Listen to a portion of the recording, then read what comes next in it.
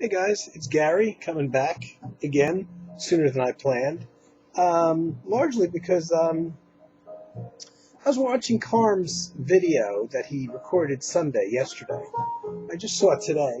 For some reason I don't get notified when Carm creates a new video, so I'm always more than a few hours behind, unfortunately. And probably one of my favorite things in the world to do is to watch Carm's videos. Excuse me, I'm trying to get the volume down here a little bit. Carm showed one particular album talking about summertime albums, and he showed Tangerine Dream's Exit. But it brought up an interesting subject because for many years I thought I was the only person who had associations with seasons regarding specific albums, and it happens for different reasons. Sometimes it's because you first heard the music during a particular season, and whether you heard it on the radio, whether you first bought it and that was your first hearing of it, and for some reason from that point on, that music stays with you as being something that's kind of attached to that weather and that season. Other albums, just for some reason, you have very vivid memories, even if they're not favorite albums. Just for some reason, some albums really stick out. You remember exactly when you bought them, when you first listened to them, maybe what was going on, weather-wise or in your life or whatever. And I talked about Max Roach, for instance, Drums Unlimited. And I can remember the day I bought that, which was a Christmas Eve, many, many years ago. For what reason, I don't know. I remember some of these things. But I thought I might be the only, for years anyway, I thought I might be one of the only people that has this kind of seasonal associations. And the funny thing is for me, it's strongest in autumn and winter, because I can, even without thinking, I can throw some certain albums out there, and I'll do a video on them as we get closer to the seasons that remind me of that time. And that's my favorite time of years. I like autumn and winter. I like spring, but I really don't like summer. Oddly enough, the albums that I associate with summer are not an unpleasant thing, which is good in a way. I kind of imagine the ideal summertime setting scenario, and I don't think of the aspects of summer I don't like, the heat and humidity and sweating and all that kind of thing. I tend to, when I have a record, an album, a music association with the summertime, I tend to think of things like, fields of tall grass, big empty fields stretched out, blowing in the winds, and dandelions blowing in the winds and that kind of thing. So it's actually pleasant thoughts, even though I don't actually like the season very much. So it doesn't ruin the listening experience for me when I have these albums that I associate with the summertime, which is a nice thing. Now, the thing is, not only do I associate albums with specific seasons, that would be one thing. But every year, without fail, without ever attempting to or anything like that, every season has albums that I have to pull out and listen to without even thinking, oh, it's summer now, let me go get my Wes Montgomery or something. It just happens. It's things that a lot of these artists are, records that I've had forever, even on album, and then bought on CD years later. So you're talking, in some cases, things I've had for over 30 years. And the summertime comes, and it's like, wow, I'm really in the mood to listen to that again. And, of course, I haven't listened to it probably for the rest of the year at all. More than likely I haven't. And summer comes around, and all of a sudden I'm in the mood to hear this artist and that artist and specific artists, a lot of times specific albums. And I don't know why that is. And I have that with every single season. I would say maybe the spring is the weakest, because spring almost, here in this part of the country anyway, is almost barely a transition from summertime to autumn. The autumn is strongest, the winter is strongest for me. Summer is like number 3. Spring, not as much, because spring tends to be just more like closer to maybe a mild summer, and then going into autumn. And it tends not to be too long around here in New Jersey. So Carm did his video, And it's weird because he did it at an odd time, because even though we're a couple months definitely into the summer weather here, I just started getting the urges again in the last couple of weeks to start to pull out some of these albums. And some of the things I took out are just examples of albums, and others are specific examples. So I'll get to them. And this isn't everything. As a matter of fact, I saw Carm's video and I spent maybe a half hour. There was a couple discs I had to pull, and I'll explain those. But for the most part, a lot of these are just kind of examples of things I listen to. One of the things that I associate with summer is acoustic music, largely. And I mean any acoustic music, classical, jazz, whatever. And this first thing I'm going to show is pretty much the one exception to it. And I don't know why I associate the Yellow Jackets, this particular band, with the summer, because I'm not sure that my first album by them even was a summertime buy. It may have been. Now the Yellow Jackets have gone through several different phases, and they're not a band in their early years, the first 3 or 4 albums, that I would have ever bought an album by, because I heard them on the radio. It was kind of a smooth jazz, funky R&B thing with the pop and bass lines, not stuff I'm into. So I knew who they were. I'd heard some songs on radio. And then one day I heard a ballad track by them that knocked my socks off. And it's from an album from 1987 called Four Corners. Easily in my top 2 Yellow Jackets albums. They kind of took a change of direction here, which they've done a couple times in their career, kind of like the Beatles. They started off with a very funky R&B, and if you hear some of those first, I want to say like 4 or 5 albums they did, they're very dated sounding, very late 70s, very funky, electric, but very, very dated sounding, like a lot of the funky stuff. It wasn't called smooth jazz then, but essentially that's what it was. And on here, oops, I just dropped a bunch of my CDs. On here, they did a change in direction, even though they only had one member change. The original drummer, who passed away recently, whose name escapes me now, and I'll know it as soon as I'm done filming the video, was kind of an R&B, very commercial studio drummer. Was the kind of guy that would play like on Lionel Richie albums and stuff like that. So he had that kind of funky backbeat. They replaced him on this album with a jazz drummer. I don't think that's a change in direction, but certainly from the rhythmic fashion.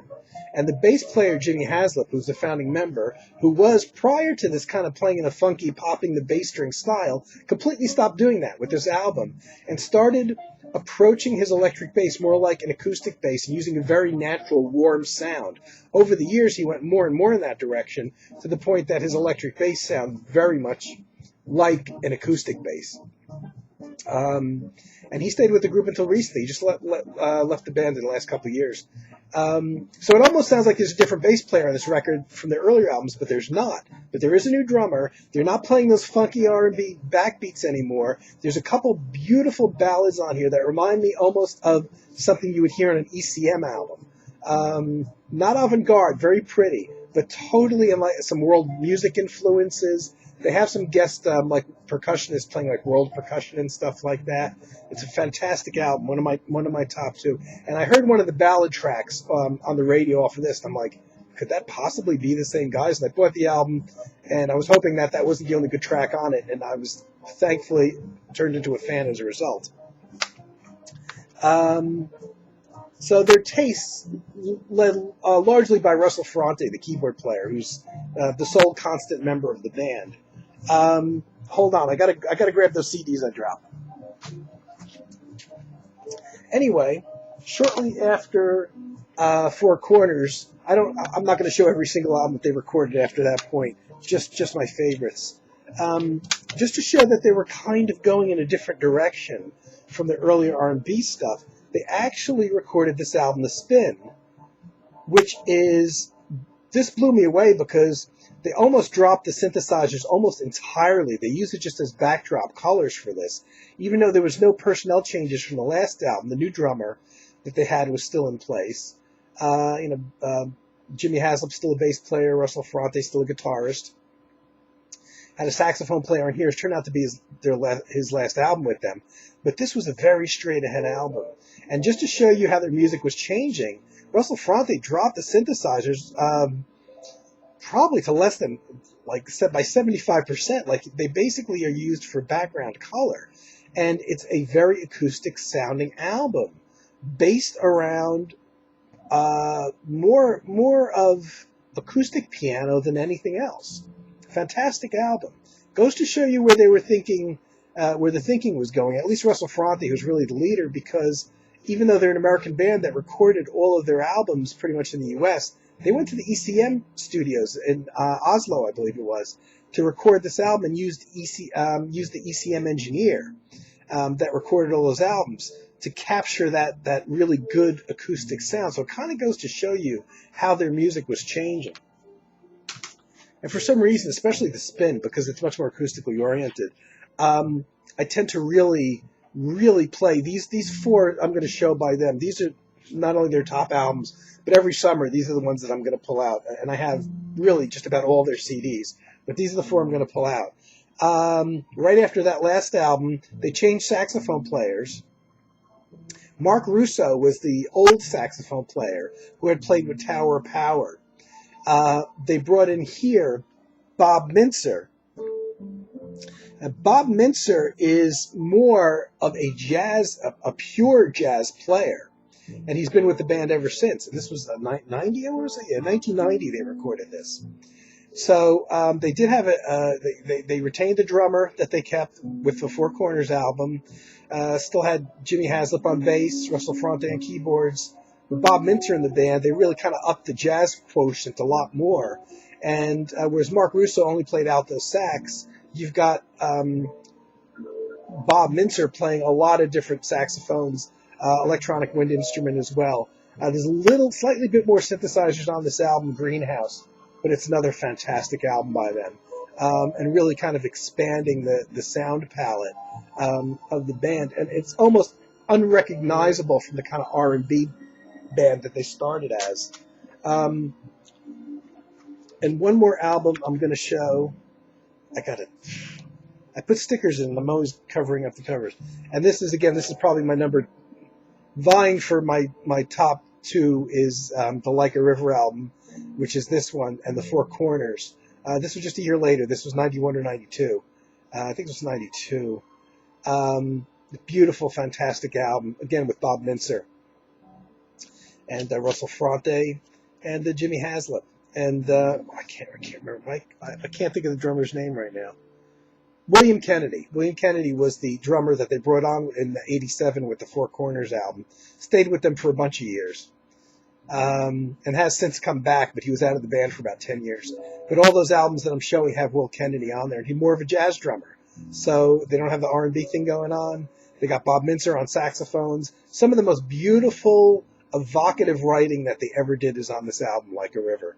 And those are my four albums by them. I think I've got every album they ever did.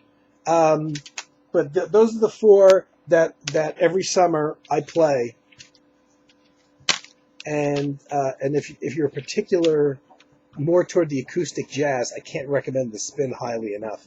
Most of these have been out of print for years, but there's so many copies floating around that you can buy at least used copies very inexpensively, and I highly recommend them.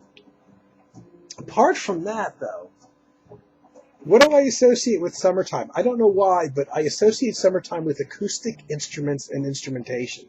When somebody says summertime to me, for some reason, I think of flute and acoustic guitar. I don't know why, because I don't actually have any flute or acoustic guitar albums, like, just those two featured as the main instruments on an album. But those are the kinds of things I think of, which is why when I recorded my own CD, during the 3 summer months, June, July, and August, I specifically did not use any electric or electronic instruments. Simply because of that, I wanted to have that, because I have that association, I wanted to kind of convey it when I wrote music. So the 3 tracks that I wrote for the summertime only use acoustic instruments. So the theme carries over into my own work as well. Also, I guess because of the acoustic aspect of most of it, one I get into a lot of pure mainstream jazz as opposed to more fusiony or experimental stuff or whatever. And one of the guys that when the summertime comes, and it's never a conscious thought. It's always, God, I got to hear some Wes Montgomery again. Now, I like Wes Montgomery from all periods. He started out and I forgot to check the original label that he started recording from. A lot of his jazz classics were his earliest ones that were done in the early late 50s, starting around 59, where he did a bunch with an organ trio, just organ, drums, and guitar, records with Milt Jackson, very famous jazz label that, of course, I can't think of the name of now. And then he moved to Verve, where he kind of continued the mainstream jazz thing. But while he was at Verve, they started to perhaps look toward... He made some very mainstream albums during the Verve time, but they also tried to make him a bit more radio friendly, or what, oddly enough, was considered radio friendly at the time. So instead of having these long tracks, that go on for 10 or 15 minutes with everybody soloing for a long time, they started making shorter songs, much shorter songs. Some originals, some jazz standards, sometimes some covers of pop music. But they also shortened the songs, but they also included some orchestration too. And they started that in the Verve years, but late in the Verve years, not really initially. So Bumpin' is one of those ones, and it started helping to sell records. Now, if all you want to do is hear Wes Montgomery solo, his early albums, there's many of them, you can hear him do that till the cows come home, and I have those. However, unlike a lot of people that go commercial, I don't like the commercial stuff, I like Wes Montgomery's commercial stuff. I can appreciate all his phases. And one of the reasons why is because he used some great arrangers. A lot of people, damn this stuff and say it's elevator music, which, you know what, it probably was played in elevator, I got to be honest. At the time, there were easy listening stations still around on the radio in the late 70s, and I wouldn't be, which is what my parents used to listen to all the time, I wouldn't at all be surprised if I heard as a child riding around in my parents' car some Wes Montgomery music before I was aware of who he was, and this would have been stuff from the mid to late 60s. But like an album like Bumpin', which was fairly popular, it had shorter tracks that were radio-friendly, had arrangements by the great Don Sebesky, my favorite arranger of all. A lot of people can say it's schmaltzy, it's easy listening, but there's a fantastic, beautiful musicality to it. Sometimes it sounds like film music. And there's The Shadow of Your Smile, which you may or may not know, kind of is a semi-pop song, is really the only thing on here that is the closest thing to a pop song. There's some originals. There's Here's That Rainy Day, which is a jazz tune. And Roger Kellaway on piano, Bob Cranshaw on bass, Grady Tate on drums, Don Sebesky, arranged by Don Sebesky, and recorded miles from where I live. This was May '65.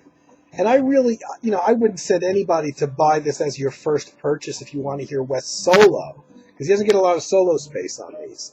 But because I've been through, and I've been listening to Wes Montgomery since the late 70s, and I've been through all those albums where you get to hear him solo for 10 minutes at a shot in every song, I really came to a new appreciation of his later albums.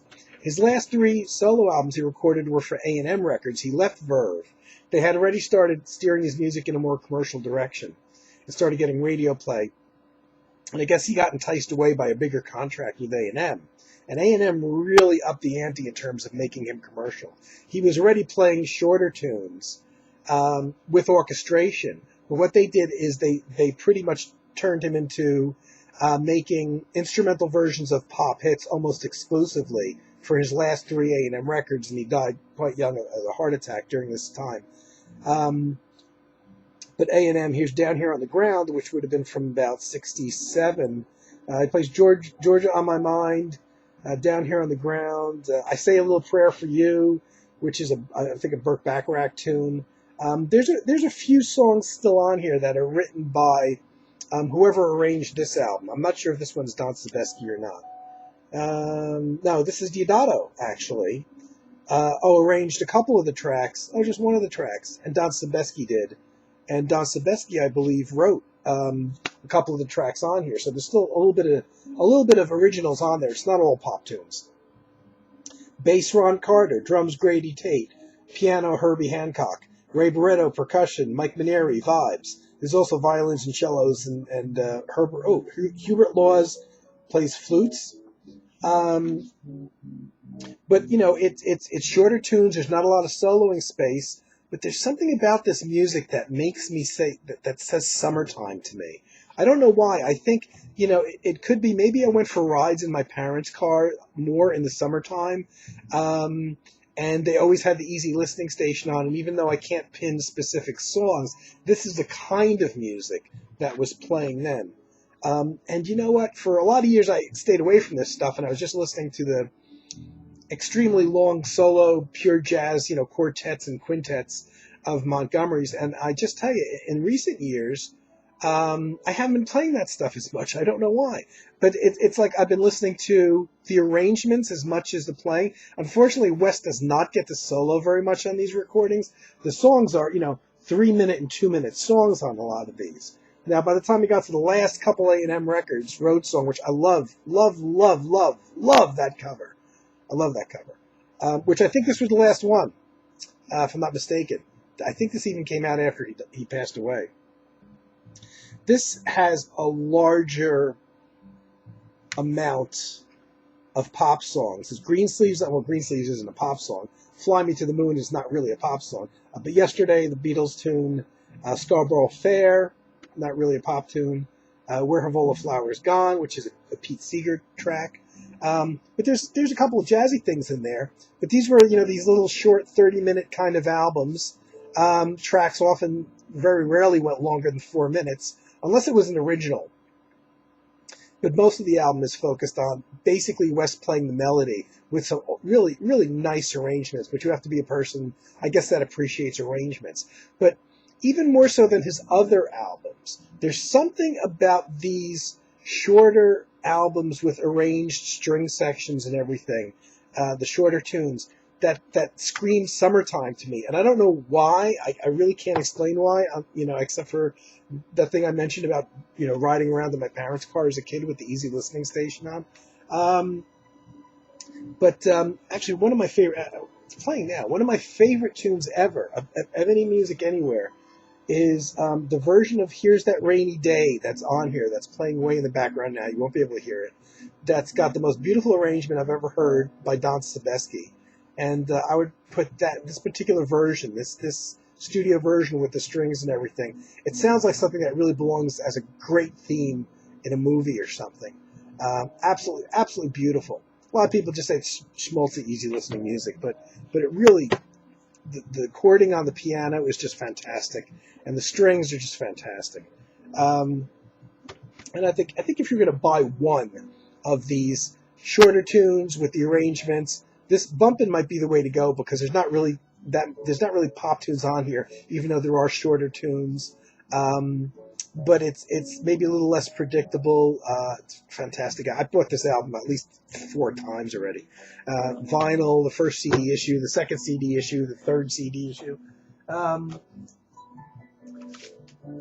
So just because I associate the summertime with acoustic music, I tend to pull out, and I just kind of almost randomly grabbed a couple CDs. I tend to listen to a bit more mainstream jazz than I do the rest of the year. Pulled out a couple favorites of this particular artist. Here's a McCoy Tyner album. I have a handful of his albums. This is one of my favorites. It's called Trident, and it's from 1975. It's just a trio with Ron Carter on bass, Elvin Jones on drums, and McCoy Tyner on piano. The thing that I like about this that sets it a little bit apart from his other albums is on a couple tracks, Tyner plays harpsichord instead of piano, and the celesta, which is another, almost like a harpsichordish instrument, he plays on 2 tracks. And there's only 6 tracks on here. So it's interesting because you get some variation. It's not just piano, bass, and drums. I'm not aware of him playing celesta or harpsichord in any other album. At least certainly not to the extent that there's no horns or anything on this. So this definitely goes down as one of my favorite McCoy Tyner albums. And again, it's that acoustic thing, with the upright bass and everything. I associate it with summertime. If this is going to get played at all during the year, I guarantee it's going to be played during the summer. And now I want to hear it again, just talking about it. Another guy I have a bunch of albums by, but here's one of my favorites, and another one that's, I guess despite the autumn type picture, is one that I'm likely to pull out and play. I think one of his best albums ever by Chet Baker, which is, most artists don't record their best albums toward the end of their life, and this was recorded in 1982, which was toward the end of Chet's life. But it's such a pretty album with a great lineup. It's got Chet Baker on trumpet, David Friedman on vibes and marimba, Buster Williams on bass, and Joe Chambers on drums. No piano. There's a few tracks that Chet may have played with a similar lineup. I'm not sure. There's a 2-disc set that has a lot of different sessions mixed in there. But this is the only full album I'm aware of with this lineup that Chet ever did. And it's really nice, hearing Chet without the piano, with the backup of vibraphone and marimba. And as I mentioned in an old Gary Burton album, I love Gary Burton albums that he does not have a piano player on, because you really get to focus in and listen to what the vibraphone and marimba is doing. And that's what you get on here. It's a very kind of unique and unusual album for Chet Baker to have vibes and marimba and no piano. Beautiful, beautiful album. And this was not initially released. It was recorded in 82. They didn't mix it, apparently, until 1987, so it came out after that point. Beautiful album. What's the name of it? It's called Peace. It's called Peace. You have to look on the spine to see it, because I don't see the title anywhere here. But it's called Peace, as in peace. Lovely, lovely album. One of those things I'm probably going to pull out during the summertime. And the summertime, as I already mentioned, and there's just some various things. I get in the mood to hear classical music because I associate the summertime with acoustic music. So I'll start listening to things like this. And I love these Voxbox things. I don't know if the company's even around anymore. But the Voxbox CDs have at least 2 CDs in them, if not 3 or more, that were, reissues of older material, but really good bargains. A lot of them have booklets in them. Unfortunately, the ones I bought recently didn't have any booklets in them. But something like Ravel Orchestral Works. This is just an example of what I might pull out and listen to. As well as classical is one of the few things I'll buy compilation CDs of and actually listen to them. Midnight Adagios. This is really good because it's the quieter side of classical music, so it's good, nighttime listening. The quiet stuff, kind of very easily accessible. It's a 2-disc set. I think I learned about this in one of the Backroads catalog or something like that. I don't think I got it from them, but it was whatever catalog it was more New Age oriented, and this is one of the few classical things they had because they thought it would appeal to fans of New Age music. Another guitar compilation, classical guitar, Guitar Dreams, really, really pretty. Just, various artists, various pieces. Might be cobbled together, but it really works. Things that everybody would know when you heard it. Vivaldi, Ravel, the Four Seasons, Debussy, Bach. There's not a lot, there's a lot of things on here that people would know whether they realize it or not. But done primarily with classical guitars. Beautiful. Absolutely beautiful. And I'm a sucker, as I've said before, for album covers. So sometimes I buy a whole series because of album covers. Specifically with classical music. I don't get so suckered in by other forms of music. Sometimes jazz, but not so much.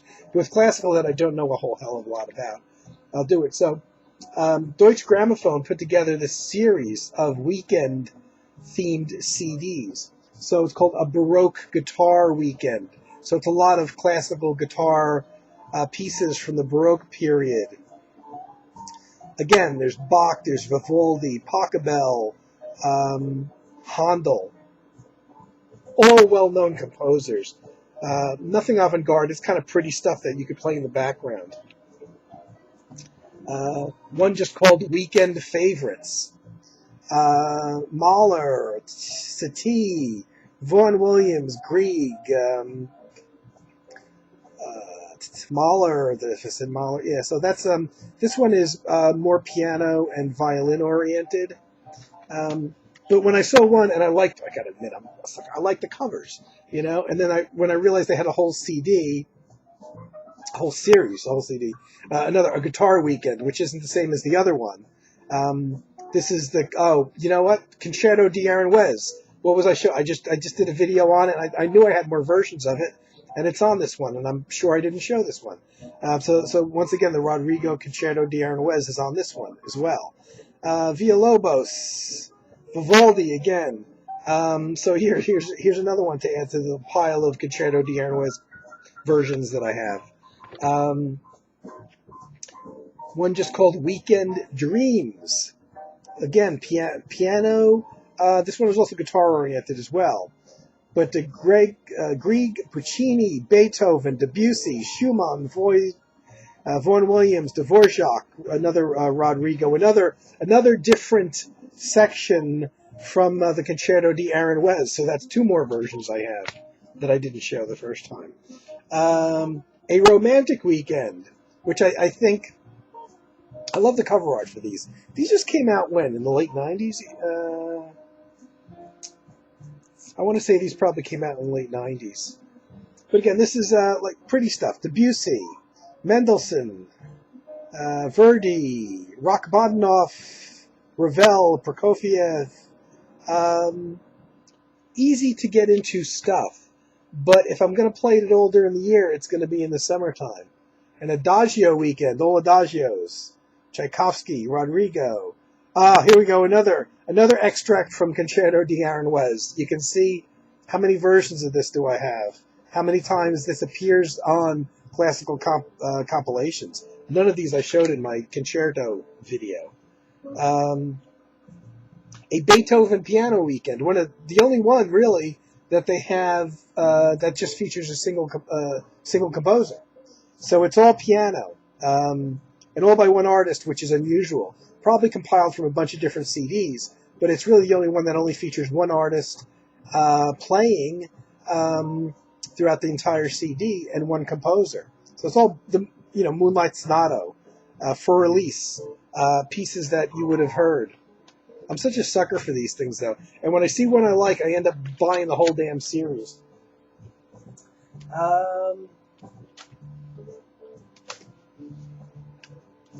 I'm not quite done. I thought I was. Also, well, here's another one. This isn't classical music, but it's a modern classical composer. I never knew how to pronounce his name. Toru Takemitsu. Very famous primarily, initially, for writing many movie soundtracks. And then I guess his movie soundtracks got so popular that people started paying attention to his compositions. Very modern. He died, I don't know when, 1996. Very active. If you want to hear something you don't know that's not avant-garde, that's almost like a classical ambient composer, because his compositions tend to be quite spacious. They're not overly busy, often orchestral. Doesn't actually use a lot of Asian or Japanese styles in his music. He did later on, but he said initially he tried to avoid any reference at all to actually his background culture. And only in some of his later works did he actually acknowledge and start to kind of pepper a little bit of his music with maybe some Japanese flavorings, which I love. But most of his music doesn't have it. I highly recommend, if you're looking to hear kind of orchestral music that's a little more low-key, that's not as busy as a lot of classical music, and you don't need to hear something you already know. It might be a good idea to come here. There's a ton of things of his on here on YouTube, and I highly recommend maybe trying to give them a listen. Beautiful, beautiful pieces. And also, one of the other things I listen to, if I'm going to listen to that all during the course of years, is ethnic music. And one of the reasons why is because ethnic music is usually acoustic music. So this is just one that I have tons of CDs like this. I have tons of traditional Japanese and traditional Chinese music. Um, and this one is called Lullaby for the Moon, and it's Japanese music for koto and shakuhachi. So just that the shakuhachi, the wood flute of Japan, and the koto, which is a tiny stringed instrument, doesn't even play any chords. So, and there's no orchestra or anything, so it's really quiet. Lots of space, and that's what I like about the traditional Japanese music. I'm not looking necessarily for a full orchestra. I mean, imagine there's only two instruments playing, and each one is only playing one note at a time. The koto's plucking out one note, a very, very typical Japanese-sounding stringed instrument, and the shakuhachi flute, which probably everybody's heard whether they realized it or not, the wood flute. Very pretty, but I love the sense of space in Japanese music. And again, it's strongly acoustic. There's a lot of space, and I highly recommend people, if you really want to hear some beautiful, quiet music on the acoustic edge, not at all difficult to get into. Look for some traditional Japanese or Chinese music. Chinese generally is gets a bit more orchestral, though, even though I love their traditional instruments as well. This one looks like it's from '97, Lullaby for the Moon on Hemisphere. I haven't actually listened to this one for a while, and I will. But I just wanted to show this. There was a time when I listened to a lot of this stuff, and I'm probably going to start again. But it's a summertime thing. The kind of quiet, the shakuhachi, that's right there. When you hear the shakuhachi and just a tiny little stringed instrument in the background, is something I very much associate with that imagery of the summertime and the fields of grass and everything, and I love it. And here's the one album that I had to find, because this particular album is very closely associated to the summer with me, except for this one I know why. This is a fantastic, blow your head off album, I think. Music of the Ancient Greeks, by this ensemble that actually built the instruments. Here's a classically trained small group. It's only, I think, 3 people. That did a lot of research into traditional Greek instruments and built the instruments because they didn't exist, and took a stab from what information they could gather as to what Greek music would have sounded like, using all kinds of historical references and guides, and these people are masters at this, and recorded an album using just those instruments. A lot of it, you could say, sounds a bit Asian. It's got a bit of that, the Japanese stringed instrument sound to them. There's female vocals on here as well. Voice, lyra. Lyra's, I think, one of the stringed instruments. A whole bunch of instruments, syrinx that you would have never heard of. Other ancient Greek music. This was recorded in '95. Now, this particular group, I have other ancient Greek music, but this particular group has done another album of ancient Greek music and another ancient civilization. I can't recall what it is. But there's so much beauty and there's space to it. Not a lot different than that traditional Japanese music where there's quite a lot of acoustic space. Now, this album in particular, I heard, but I don't know when this was recorded so much because it's got a '95 date on it. And I don't know if it was this album or not that I actually heard. But in the early 80s, the early 1980s, there's some of the instruments that they built. They had to build from scratch to make. So you can see there's some odd, very interesting, very artistic-looking instruments. This is a beautiful album. That they had to build in order to record the music on this. And this is what this ensemble does. And they do it for other cultures as well. I was unemployed back in the early 80s, and I got into this very bad habit, but it's what I naturally tend to do, of staying up all night and sleeping all day. And back then, there was a local NPR station, which is still around, in New York City. And they had a program called New Sounds that went on every night from 11 to 12. That played all kinds of music and new age and synthesizer music and everything. When that went off the air at 12, they had basically a quote-unquote classical show. that went all the way until 5 or 6 a.m. And mind you, this is non-commercial, so they didn't have to keep running length of tracks down or anything. I heard entire albums then, and I heard things that were far beyond classical music. I heard things like Charles Dodge's Earth's Magnetic Field from the Princeton Electronic Music Center, fantastic album, and very, very experimental avant-garde.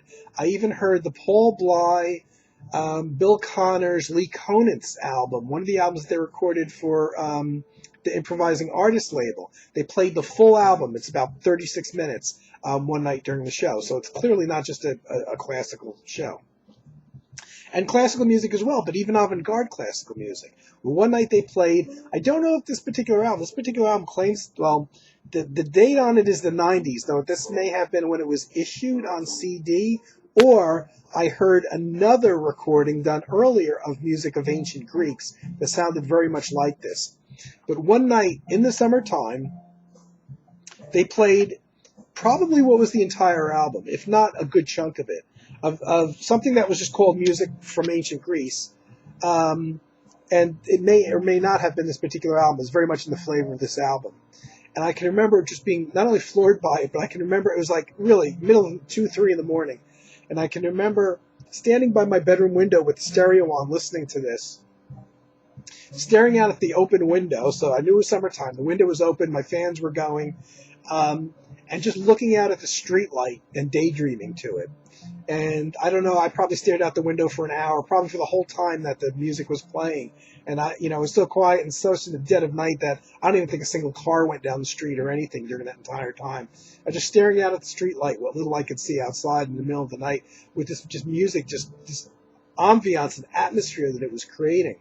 And I never forgot it. It's like Music of Ancient Greece. One of these days I'm going to find that album.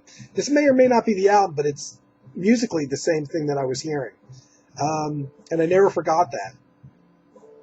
This is one of the strongest memories I have, along with that Max Roach Drums Unlimited album that I did a whole special on. And I probably would have done one on this album too if I hadn't mentioned it here. But very strong association with summertime. And again, also fits in with my mental thinking of summertime music being primarily acoustic as well, because this is even better, instruments they built themselves. And it really does. It sounds like music that comes from a different time. And yet it was, recorded within recent history anyway. So, I wasn't planning on doing a video today. Carm did his little wonderful thematic video there. And I'm like, you know what? I should do it because I don't know how many other people have that seasonal association with certain musicians or certain types of music. And I thought I would just do it for the hell of it. And Wes Montgomery was playing in the background now. Perfect timing because the CD just finished. Okay, guys, thanks for putting up with me again. Hope there's something of value in this video. I hope you're having a great weekend, whenever it is that you see this, and I'll be back soon. Bye.